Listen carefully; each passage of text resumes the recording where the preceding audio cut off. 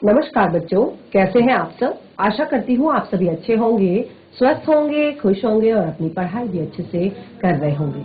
तो जैसा कि आप सभी जानते हैं, मैं हूँ आपकी हिंदी की अध्यापिका और मैं स्वागत करती हूँ आप सभी का आईसीटी वर्चुअल क्लासरूम में। और आज हम यहाँ पर एकत्रित हुए हैं पढ़ने के लिए क्लास 6 की हिंदी। क्लास 6 की हिंदी में हम यहाँ पर पढ़ रहे थे सोने का हिरण, और उससे पहले हमने पढ़ा था दंडक वन में 10 वर्ष। तो यहाँ पर जो ये हमने चैप्टर पढ़ा है दंडक वन में 10 वर्ष, ये पाठ आपने देखा कि किस तरह से चित्रकूट से रामचंद्र जी जो है अब वो दंडक वन में आ गए हैं और पंचवटी में उन्होंने अपना निवास स्थान बनाया है। और वहां पर भी जो दंडक वन है वहां पर भी बहुत सारे अलग अलग तरह के जो राक्षस हैं वो आते रहते हैं और एक तरह से ऋषि मुनियों को परेशान करते रहते हैं। तो वहां पर भी श्री राम ने सबसे पहले बहुत सारे राक्षसों का वध किया और उसके बाद जो रामचंद्र जी यहाँ पर रहने लगे तो राक्षस जो है किसी न किसी तरह से परेशान करते थे। तो एक बार राक्षसी ताड़िका वहां पर आई। राक्षसी ताड़िका ने रामचंद्र जी और लक्ष्मण के सामने विवाह का प्रस्ताव रखा और उसको ठुकराते हुए लक्ष्मण ने उनके नाक कान काट दिए और वो रोती हुई अपने भाई रावण के पास पहुंची। और फिर रावण ने एक षड्यंत्र रचा कि राम को तो मारा नहीं जा सकता, लेकिन राम जिसके एक तरह से जिसको अगर परेशानी में देखकर राम के प्राण खुद ब खुद निकल जाए, ऐसी कोई योजना हमने बनानी है। तो रावण ने योजना बनाई सीता हरण की। तो सीता हरण, यहाँ पर एक सोने का हिरण जो है वो सीता को ललचाने के लिए, सीता को एक तरह से अपने वश में करने के लिए वो सोने का हिरण वहां पर गया जो कि मारीच था।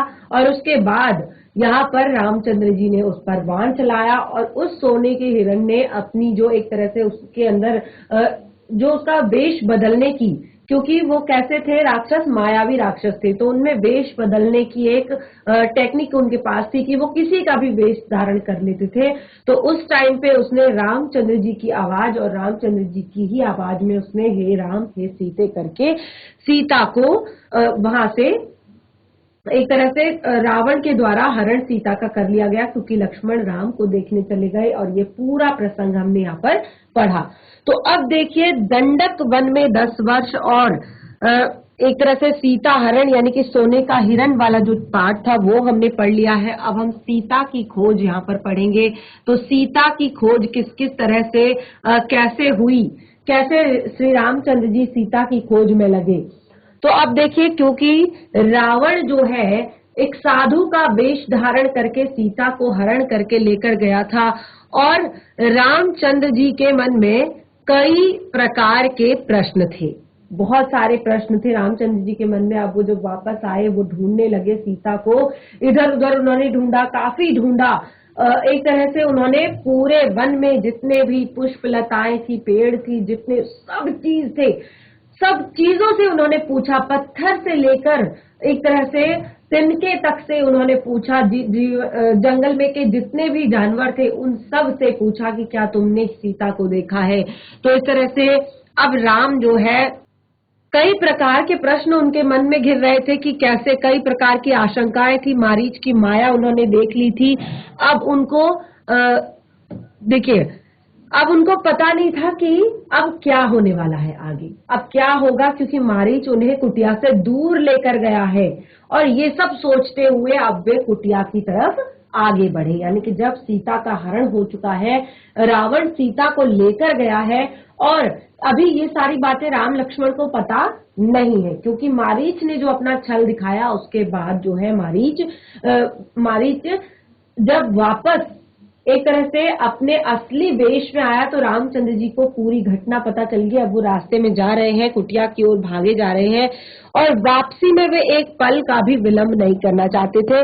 लक्ष्मण को वे कुटी पर छोड़ के आए थे सीता की रखवाली के लिए। अच्छा हो कि लक्ष्मण वहीं हो। लेकिन अब रामचंद्र जी ये सोच रहे थे कि अच्छा होगा कि लक्ष्मण अगर कुटिया में ही होंगे, क्योंकि उनको बिल्कुल भी एक तरह से लक्ष्मण पर उनको पूरा भरोसा था कि वो जब तक वहां पर है तब तक सीता को कुछ नहीं हो सकता। लेकिन वो मन में सोचते जा रहे थे कि मारीच की मायावी आवाज उन लोगों के कानों तक ना पहुंची हो। तब राम ने सोचा सीता अकेली रही तो राक्षस उन्हें मार डालेंगे और खा जाएंगे। तो तभी उन्होंने क्या देखा कि पगडंडी से होते हुए लक्ष्मण वहां आ रहे हैं, और अब वही हुआ जिसका राम को डर था। उसी अनिष्ट की आशंका अब जो है राम के मन में और ज्यादा बढ़ गई। यहाँ पर राम ने मन में सोचा कि अब पक्का कुछ गलत होने वाला है, क्योंकि राम भी यहाँ पर आ गए हैं। तो उन्होंने सोचा अब सीता किस हाल में होंगी, राक्षसों ने उन्हें मार डाला होगा, उठा ले गए होंगे। अकेली सीता दुष्ट राक्षसों के सामने क्या कर पाई होंगी। कुटी छोड़कर आने पर वह लक्ष्मण से बहुत ज्यादा क्रुद्ध थे। वो बहुत गुस्सा हुए, लक्ष्मण से बहुत ज्यादा क्रोधित हो गए कि तुम कुटिया छोड़कर क्यों आए हो। अब लक्ष्मण उन्होंने क्रोध पर नियंत्रण रखा, यानी कि उनको बहुत ज्यादा गुस्सा आया लक्ष्मण पर, लेकिन फिर भी उन्होंने अपने क्रोध को नियंत्रण में रखा, अपने क्रोध को कंट्रोल किया। लक्ष्मण का बायां हाथ जोर से पकड़ लिया। अब उनको गुस्सा तो बहुत ज्यादा आ रहा था लक्ष्मण पर, उन्होंने अपने क्रोध को कंट्रोल कर रखा था, गुस्सा तो बहुत आ रहा था, लेकिन उन्होंने लक्ष्मण का ये जो बायां हाथ है, ये बायां हाथ पकड़ लिया और डर ने दोनों भाइयों को घेर लिया। अब अभी उन्हें इस टाइम पे गुस्से से ज्यादा डर लग रहा था कि सीता के साथ वहां पर क्या होने वाला है, कुटिया में सीता के साथ क्या होने वाला है। तो अब लक्ष्मण जो है अपनी एक तरह से बात रख रहे हैं राम के सामने कि देवी सीता ने मुझे विवश कर दिया था, उनके कटु वचन में सहन नहीं कर सका, कटाक्ष और उलाहनाएं नहीं सह सका। मैं जानता था कि आप कुशल होंगे, आपकी सुरक्षा को लेकर मन में कोई संदेह नहीं था, तब भी मुझे कुटिया छोड़कर आना पड़ा, लक्ष्मण ने कहा। अब लक्ष्मण अपनी सफाई दे रहे हैं, लेकिन राम जी ने उन्हें क्या कहा देखिए। रामचंद्र जी ने उन्हें कहा कि तुमने यह अच्छा नहीं किया, तुमने मेरी आज्ञा का उल्लंघन नहीं करना चाहिए था। अब जल्दी चलो, मेरा मन चिंतित है, सीता न जाने किस हाल में होंगी। तो जब राम ने लक्ष्मण को देख लिया, अब राम की सारी चिंताएं, सारी जो एक तरह से डर था वो और ज्यादा बढ़ गया। उन्होंने लक्ष्मण का जैसे ही हाथ पकड़ा तो लक्ष्मण भी रुक नहीं सके, लक्ष्मण ने भी अपनी बात उनके सामने रखी, उनको एक तरह से सफाई दी। तो वहां पर राम उनसे कह रहे हैं कि तुमने ये सही नहीं किया, तुमने मेरी आज्ञा का उल्लंघन किया है। वो कह रहे हैं कि राम अभी कुछ तुमने मेरी आज्ञा का उल्लंघन किया है, अब मेरे को डर है कि सीता किस हाल में होंगी, कि मायावी राक्षसों ने उन्हें कोई कष्ट तो नहीं पहुंचाया होगा, क्योंकि मायावी राक्षसों का कोई ठिकाना नहीं है। राम के चलने की गति और बढ़ गई, यानी कि मायावी राक्षस आज यहाँ है, आज वहां है, तो वो न जाने कब आकर सीता को एकदम से उठा लेंगे, पकड़ लेंगे, इस बात का उन्हें डर था। कुटिया अभी दूर ही थी पर दिखाई पड़ने लगी थी, कुटिया दूर थी लेकिन दिखने लग गई थी। राम ने वहीं से पुकारा, सीते तुम कहाँ हो, जैसे कि उन्हें पता चल गया हो कि सीता आश्रम में नहीं है। उस टाइम पे जब दूर से ही राम ने कुटिया देखी तो उन्होंने जोर से आवाज लगाई कि सीते तुम कहाँ हो, जैसे उनके मन ने भांप लिया हो कि सीता कुटिया में नहीं है। वहां से कोई भी उत्तर नहीं आया, ठीक है। इस तरह से राम की बेचैनी अब और बढ़ गई। जब वहां से कोई उत्तर नहीं आया तो राम की बेचैनी और बढ़ गई, राम और बेचैन हो गए और चिंतित हो गए। एक आवाज पर कहीं भी उपस्थित हो जाने वाली सीता वहां नहीं थी, अनुपस्थित थी तो बोलती कैसे। राम कहते हैं कि जो एक आवाज पर सीता उपस्थित हो जाती थी, यानी कि एक आवाज पर ही वो आ जाती थी, अभी वो सीता आवाज नहीं दे रही थी। कैसे देती, अनुपस्थित थी तो बोलती कैसे। अब राम की आवाज पेड़ों से टकराकर हवा में कहीं विलीन हो गई, कुटिया के शून्य में समा गई। राम पुकारते रहे, उत्तर में उन्हें हर बार सन्नाटा मिला। चुप्पी हर ओर थी, हर दिन हवा में झूलते झूलते रहने वाले पत्ते शांत थे, लताएं गुमसुम पड़ी थी, चिड़ियों की चहचहाहट लुप्त थी, कुटिया के निकट घूमने वाले पशु भी चुप थे और सब स्तब्ध पड़े हुए थे। तो यानी कि एक तरह से बहुत ही अजीब सा सन्नाटा था, बहुत ही एक तरह से शांत बिल्कुल वो जगह थी, जो पत्ते हर समय वहां पर लहलहाया करते थे और जो चिड़िया वहां पर हर समय पर चहचहाया करती थी, या वहां के जितने भी पशु पक्षी आसपास घूमते थे, वो पशु पक्षी जो उस टाइम पे शोर करते थे, अभी वो सब स्तब्ध थे, बिल्कुल चुप थे, बिल्कुल शांत थे। अब राम भागते हुए आश्रम में पहुंचे। राम जो है, राम बिल्कुल समझ गए इस बात को कि कुछ ना कुछ तो यहाँ पर गड़बड़ हुई है, कुछ तो यहाँ पर हुआ है। सीता क्यों आवाज नहीं दे रही है, सीता क्यों वापस आवाज नहीं लगा रही है। राम भागते हुए आश्रम में पहुंचे, कुटिया पर जाकर देखा, सीते सीते पुकारते हुए उन्होंने आसपास की हर जगह देखी, पेड़ों झाड़ियों के पीछे गए, उन स्थानों की ओर भागे जहां सीता जा सकती थी। सीता का कहीं पता न चला। इतनी देर में सीता का कहीं पता नहीं चल पाया, सीता कहीं पता नहीं लगा कि सीता कहाँ है।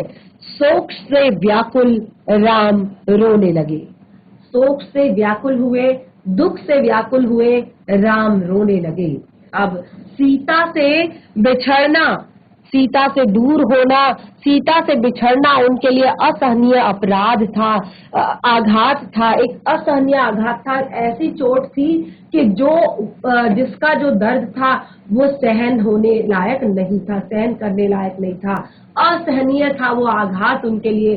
कहते हैं ना कि एक ऐसी चोट, तो एक ऐसी चोट थी उनके लिए कि वो अपनी सुध बुध भुला बैठे। वो एक तरह से बेहोश हो गए, अपनी सुध बुध खो दी उन्होंने। विरह में वे गोदावरी नदी के पास गए, बहुत दुख से, बहुत विरह से, विरह का अर्थ होता है दुख, तो दुख से वे गोदावरी नदी के पास गए और उन्होंने गोदावरी नदी से पूछा, क्या कहा कि तुमने सीता को कहीं देखा है क्या? नदी ने कोई उत्तर नहीं दिया। वे पंचवटी के एक एक वृक्ष के पास गए, सबसे पूछा, जिस पंचवटी में उन्होंने अपनी पर्णकुटी बनाई थी, वो वहां उस पंचवटी के एक एक पेड़ के पास गए और एक एक वृक्ष के पास जाकर पूछा कि कोई सीता का पता बता दे। हाथी के पास गए, शेर के पास गए, फूलों के पास गए और पेड़ों के पास गए, चट्टानों पत्थरों से भी प्रश्न किया। शोक से संतप्त होकर राम भूल गए कि चट्टानें बोलती नहीं है, राम भूल गए कि पेड़ बोलते नहीं है। इतना ज्यादा दुख, इतना ज्यादा कष्ट, इतनी असहनीय पीड़ा, इतना असहनीय आघात उन पर हुआ था कि राम इस संतप्त थे और वो भूल गए कि पेड़ पौधे बात नहीं करते हैं, उनकी भाषा मौन है तो उनके उत्तर भी मौन है। राम की मानसिक स्थिति अब विचित्र जैसी हो गई। एक बार तो उन्हें लगा कि सीता वही है, कुटिया के पास, अभी भागकर पेड़ के पीछे छिप गई है और उन्हें खिजाने के लिए, यानी कि उन्हें परेशान करने के लिए ऐसा कर रही है सीता। उन्हें लग रहा था कि सीता शायद उन्हें परेशान करने के लिए ऐसा कर रही है, लेकिन सीता वहां पर नहीं थी। मेरा परिहास मत करो सीते। अब राम की स्थिति जो है पागलों जैसी हो गई, विक्षिप्त जो मानसिकता होती है, मानसिक स्थिति उनकी विक्षिप्त हो गई और वो कहते हैं कि मेरे साथ ऐसा परिहास मत करो सीते। परिहास का अर्थ होता है मजाक। मेरे साथ ऐसा परिहास मत करो सीते। राम उस पेड़ की ओर दौड़ पड़े, वहां कोई नहीं था। वे निराश होकर पेड़ के नीचे बैठ गए। अब राम का दुख लक्ष्मण से देखा नहीं जा रहा था। उनका इस तरह का व्यवहार लक्ष्मण से सहन नहीं हो रहा था, यानी कि जो राम का दुख था वो लक्ष्मण से सहन नहीं हो रहा था। विलाप करते हुए राम ने कहा, मैं सीता के बिना नहीं रह सकता, तुम अयोध्या लौट जाओ लक्ष्मण। मैं वहां नहीं जाऊंगा, प्राण यहीं प्राण दे दूंगा। मैं सीता के साथ आया था, उसके बिना कैसे लौटूंगा? नगर वासियों को क्या मुंह दिखाऊंगा? तुम जाओ, मुझे यहीं पर छोड़ दो। तो बिल्कुल उन्होंने, वो बहुत ही ज्यादा दुखी हो गए, दुख से एक तरह से दुख में वो डूब गए। और वो कहते हैं लक्ष्मण से कि लक्ष्मण तुम यहाँ से चले जाओ, तुम अयोध्या लौट जाओ, क्योंकि मैं तो अयोध्या बिल्कुल नहीं लौट सकता। मैं अयोध्या नहीं लौट सकता, मैं सीता के बिना यहीं पर प्राण त्याग दूंगा। मैं क्या मुंह दिखाऊंगा नगरवासियों से, क्या कहूंगा? मैं राजा जनक से क्या कहूंगा? मैं अयोध्या की नगरी से क्या कहूंगा कि मैं अपनी पत्नी की रक्षा नहीं कर पाया, कि मैं अपने पत्नी को बचा नहीं पाया? तो मैं क्या मुंह दिखाऊंगा नगरवासियों को? तो यहाँ पर लक्ष्मण उनसे कहते हैं कि आप आदर्श पुरुष हैं, आपको धैर्य रखना चाहिए, इस तरह दुख से कातर नहीं होना चाहिए। लक्ष्मण जो है राम को समझा रहे हैं, कहते कि आप तो एक आदर्श पुरुष हैं, आपको इस तरह से धैर्य नहीं खोना चाहिए और आपको दुख से इतना ज्यादा कातर भी नहीं होना चाहिए। हम मिलकर सीता की खोज करेंगे, वे जहां भी होंगी हम उन्हें ढूंढ निकालेंगे, सीता हमारी प्रतीक्षा कर रही होंगी। और लक्ष्मण ने उन्हें ढंढास बंधाते हुए कहा। तब राम थोड़ा सा शांत हुए, थोड़े ही देर में वो हाय प्रिय कहकर फिर से विलाप करने लगे, फिर से रोने लगे। और इस प्रकार आसपास जो भटकने वाला हिरणों का एक झुंड था वह निकट आ गया। अब राम का प्रलाप सुनकर, राम का विलाप सुनकर जो आसपास हिरणों का झुंड घूम रहा था, वो हिरणों का झुंड राम के पास आ गया। और राम को लगा कि सीता के बारे में वो जानते हैं और उन्हें कुछ बताना चाहते हैं। वो बिल्कुल इस तरह से आकर वो झुंड वहां पर इकट्ठा हो गया जैसे वो सीता के बारे में जानते हैं और वो वहां पर सीता के बारे में उन्हें कुछ बताने आए हैं। हे मृग, तुम ही बताओ सीता कहाँ है? उन्होंने कहा, हे मृग, तुम ही बताओ सीता कहाँ है? राम ने पूछा। हिरणों ने सिर उठाकर आसमान की ओर देखा और दक्षिण दिशा की ओर भाग गए। क्या किया? पहले तो आसमान की तरफ देखा और फिर दक्षिण दिशा की तरफ भाग गए, क्योंकि रावण पहले अपने पुष्पक विमान में आकाश के रास्ते सीता को लेकर गया था और दक्षिण दिशा की ओर उसने प्रस्थान किया था। तो ये देखकर हिरणों ने दक्षिण दिशा की ओर प्रस्थान किया, दक्षिण दिशा की ओर वो दौड़े और आसमान की तरफ पहले उन्होंने देखा। तो राम ने संकेत समझ लिया, राम ने उन हिरणों का संकेत समझ लिया। राम ने कहा कि हमें दक्षिण दिशा में ही सीता की खोज करनी चाहिए, क्योंकि राम अब समझ गए थे कि हिरणों का यही संकेत है कि सीता को कोई आकाश मार्ग से दक्षिण दिशा की ओर लेकर गया है। तो उन्होंने लक्ष्मण से कहा कि हिरण उसी ओर गए हैं। अब वन में भटकते हुए, जब वन में वो लोग भटक रहे थे, सीता की खोज कर रहे थे, तो उस समय पर उन्होंने वहां पर एक टूटे हुए रथ के टुकड़े देखे। वहां पर उन्होंने टूटे हुए रथ के टुकड़े देखे और एक मरा हुआ सारथी और मरे हुए घोड़े भी देखे। अब उन्होंने जो वन था, वन में उन्होंने एक टूटा हुआ रथ देखा, मरा हुआ एक सारथी और मरे हुए घोड़े उन्होंने देखे। वन में रथ का क्या प्रयोजन? उनके दिमाग में ये बात आ गई कि इतने बड़े घने वन में इस रथ का क्या प्रयोजन? ये रथ कहाँ से आया? उसके टूटने का क्या अर्थ है कि ये रथ आया तो, लेकिन ये टूटा कैसे? तो अब इसके टूटने का क्या प्रयोजन है? वो असमंजस में पड़ गए। यानी कि उन्होंने कहा कि ये वन में रथ तो कहीं से नहीं आ सकता, ऊपर से ये टूट कैसे गया? तो उनको लगा कि पक्का थोड़ी देर पहले ही यहाँ कोई संघर्ष हुआ है। लक्ष्मण ने कहा कि यह पुष्पमाला वही है जिसे सीता ने वेणी में गूंद रखा था। वेणी यानी कि जो उनके बालों में पुष्पमाला गूंधी हुई थी, वो पुष्पमाला वहां पर पड़ी हुई थी। सीता की जो पुष्पमाला थी, वो पुष्पमाला भी वहां पर पड़ी हुई थी। निश्चित तौर पर सीता राक्षसों के चंगुल में फंस चुकी है। अब दोनों को क्लियर हो गया, दोनों को कंफर्म हो गया कि सीता जो है राक्षसों के चंगुल में फंस चुकी है। और ये माला शायद यहाँ पर जो संघर्ष किया गया था, जो संघर्ष हुआ था, उस संघर्ष के कारण टूट गई है। अब दोनों भाई जो है समझ गए, पर यह रथ किसका था? अब उन्हें ये रथ कैसे टूटा, क्योंकि अब ये रथ किसका था, ये रथ कैसे टूटा, ये पता उन्हें लगाना था। अब राम सोचने लगे, सीता के संघर्ष के कारण यह टूट नहीं सकता, क्योंकि सीता जो है इतना भयानक संघर्ष, वो तो अपने आप को बचाएंगी, तो सीता से संघर्ष के कारण तो ये रथ नहीं टूट सकता।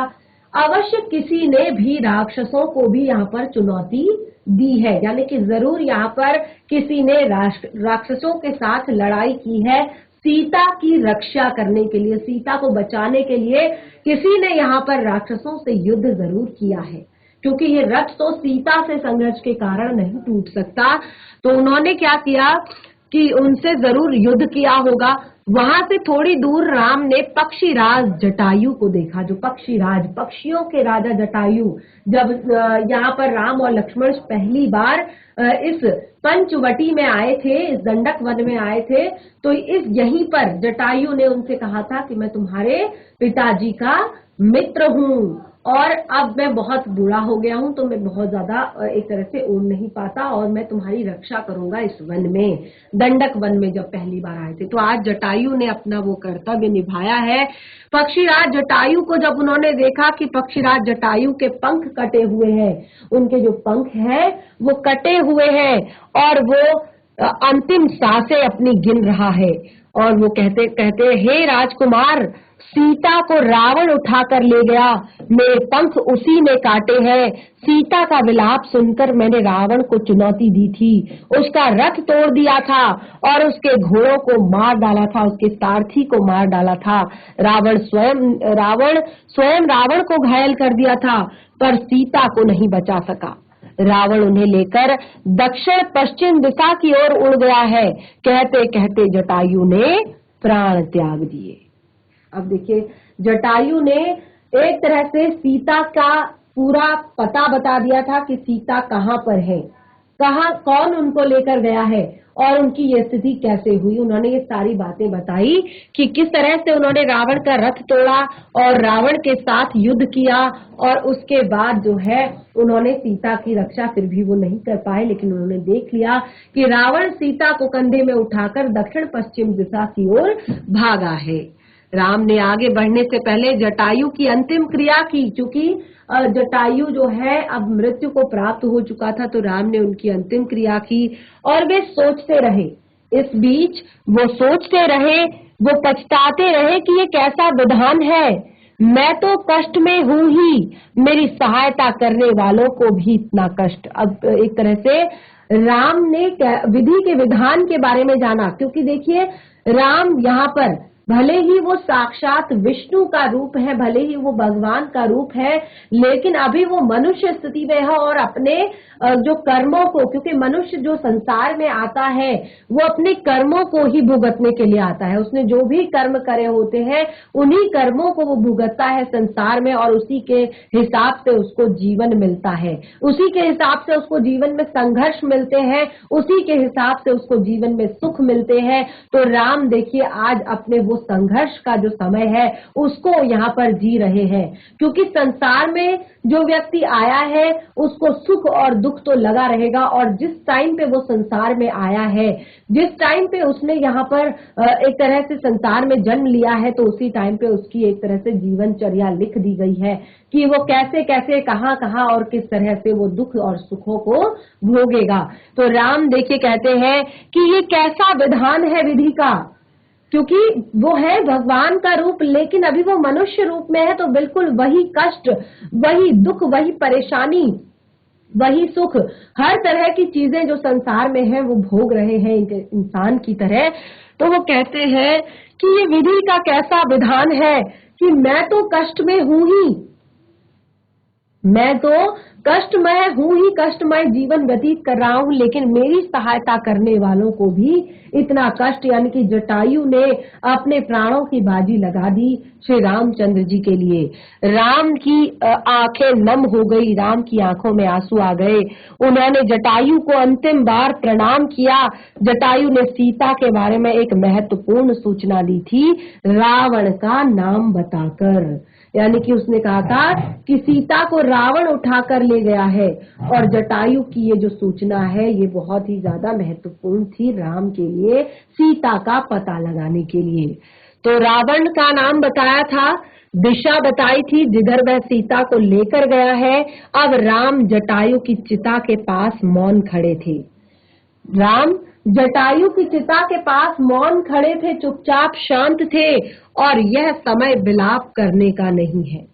यहाँ पर जब राम जो है जटायु की चिता के पास मौन खड़े थे, तो उन्हें एक तरह से उन्होंने मन में सोचा कि लक्ष्मण ने ये मन में सोचा और तत्परता दिखाई, कहा कि यह समय विलाप करने का नहीं है, हमें तुरंत ही दक्षिण पश्चिम दिशा की ओर जाना चाहिए, सीता उधर ही होंगी। लक्ष्मण ने फटाफट तत्परता दिखाई, और आगे का जो मार्ग था वो कठिन था, पर राम और लक्ष्मण को हर दिन राक्षसी आक्रमणों से जूझना पड़ता था। अनेक कठिनाइयां थी, अनेक अवरोध थे। दोनों राजकुमार प्रत्येक बाधा पार करते चले गए। उनके सामने लक्ष्य स्पष्ट था, दिशा तय थी, उन्हें कोई नहीं रोक सकता था। वन मार्ग जितना कठिन होता गया, उनकी दृढ़ता और बढ़ती गई। यानी कि अब देखिए, दो चीजें कंफर्म थी, रावण का नाम कंफर्म था कि रावण लेकर गया है, दिशा कंफर्म थी कि दक्षिण पश्चिम दिशा की तरफ जाना है। कितने भी राक्षस रास्ते में आए, कितनी भी परेशानियां, कितनी भी दिक्कतें रास्ते में आई, राम और लक्ष्मण उनको पार करते हुए आगे बढ़ गए, क्योंकि उनकी दृढ़ता जो थी वो मजबूत थी। वनवासी राजकुमार प्रतिदिन सुबह उठते और दक्षिण दिशा की ओर चल देते। अब देखिए, वो रात रात को विश्राम करते थे, जहां पर रात हो जाती थी वहां पर विश्राम करते थे, अगले दिन फिर दक्षिण दिशा की ओर आगे बढ़ जाते थे।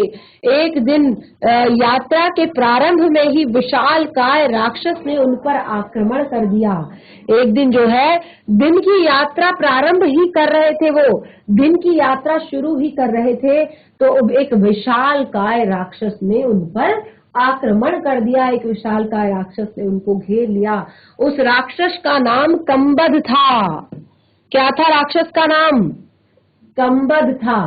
तो कंबद देखने में बहुत डरावना था, बहुत ही भयानक था, बहुत भयंकर था, मोटे मांस पिंड जैसा था। एक कंबद क्या था, ऐसा लग रहा था मांस पिंड है, मतलब कोई शरीर की आकृति नहीं थी। वो बहुत भयानक था, बहुत डरावना था, एक मांस के पिंड के समान था जो चल रहा था, बहुत मोटा था, गर्दन नहीं थी, आंखें भी एक थी। उस ऐसा लगता मांस पिंड के बीचों बीच एक बड़ी सी आंख है, और उसके बड़े बड़े दांत बाहर निकले हुए थे। जीभ इतनी लंबी थी कि वो सांप की तरह लपलपा रही थी, और बहुत ही ज्यादा डरावना था। राम लक्ष्मण को देखते ही कंबद प्रसन्न हो गया।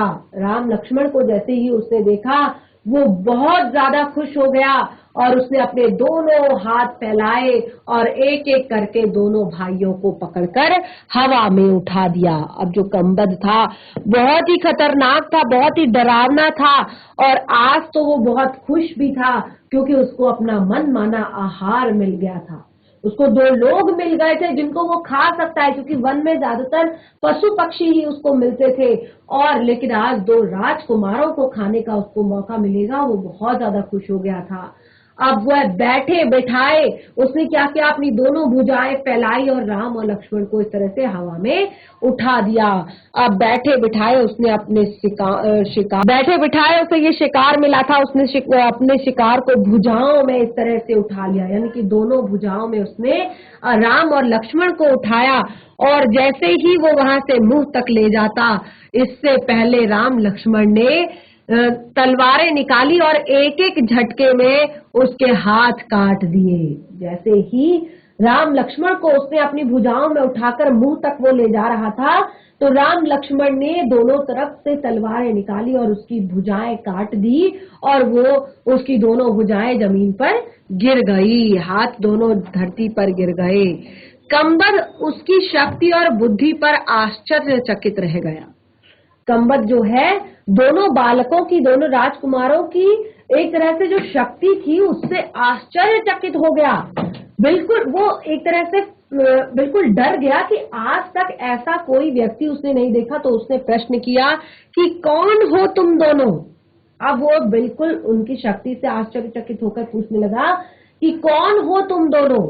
तो देखिए हमने यहाँ पर सीता की खोज से जुड़ा हुआ ये जो पार्ट है ये हमने पढ़ा, बहुत ही ज्यादा इंटरेस्टिंग था। आगे और भी ज्यादा बहुत ही इंटरेस्टिंग होने वाला है हमारा ये बाल राम कथा का ये अध्याय। तो आप कंबद का वध राम लक्ष्मण किस तरह से करते हैं और किस तरह से कंबद जो है राम लक्ष्मण के बारे में जानता है, वो सारी चीजें हम आगे पढ़ेंगे और सीता की खोज के विषय में भी टॉपिक को अगले सेशन में कंटिन्यू करेंगे। मैं आशा करती हूँ कि आज का सेशन आपको पसंद आया होगा। तो हम मिलेंगे अपने नेक्स्ट सेशन में, तब तक के लिए धन्यवाद। आपका दिन शुभ हो।